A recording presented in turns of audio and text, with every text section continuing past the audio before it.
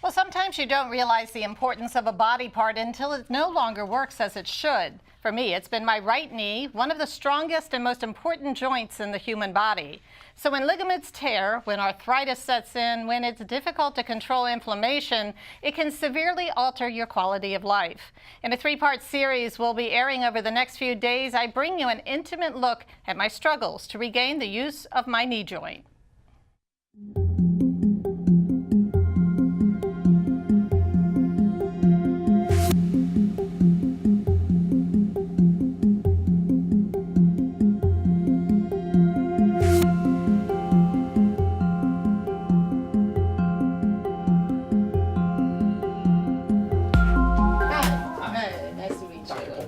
I finally had to break down and make an appointment with an orthopedic specialist. After 3 knee operations and many months of physical therapy, it wasn't something I was exactly looking forward to.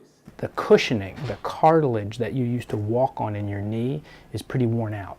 I had known for a while that the arthritis in my knee was bad. After all, I had an uncanny ability to predict impending snowstorms. What I didn't realize is how much damage it can do. Dr. Brian Polsky termed what I had as end-stage degenerative arthritis. You're typically born with about 1 centimeter of cushioning, and you basically have barely 1 millimeter left. The knee has 2 types of cartilage inside the joint. The meniscus provides a cushion between bones. Articular cartilage covers the end of the thigh, the top of the shin, and the back of the kneecap. There's no way to restore cartilage, so when it's gone, it's gone. So when you have hardly any cartilage left, you feel it all the time. Achy, stiff, sore. Dancing, stairs, even sleeping is uncomfortable. That's because bone has a lot of nerve endings, so when cartilage wears down, you feel it all the time, like I did.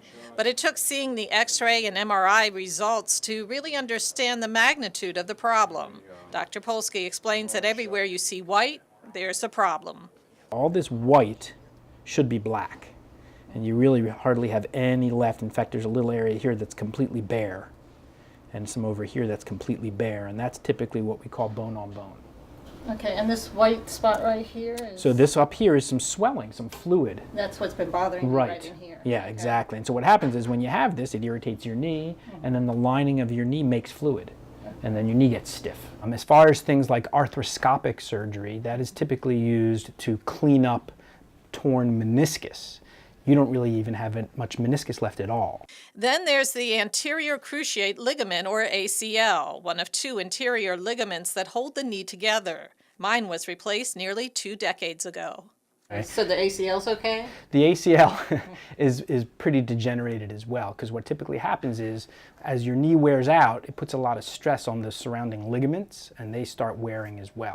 So how bad is the injury then? At this point, I realize that another surgery is in my future, hoping beyond hope that it isn't a total knee replacement. The only real cure for what you have is a knee replacement. And the panic begins to set in. Can I take that much time off of work? How much will this cost? Don't they have to saw off the leg bones to take out my knee?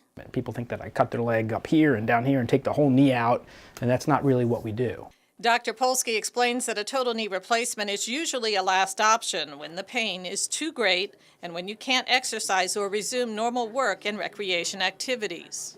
So a total knee replacement is kind of like retreading a tire. So we carefully reshape the end of a bone that has no cartilage on it, and then we cap that with specially sized and shaped metal parts that recreate the shape and function of the knee. So the human knee moves in flexion and extension like this, as well as rotation. After more than 4 months of hurting all the time, unable to do long walks or my favorite hobby, I knew it was the only option. After all, I wanted to eventually get back on the dance floor.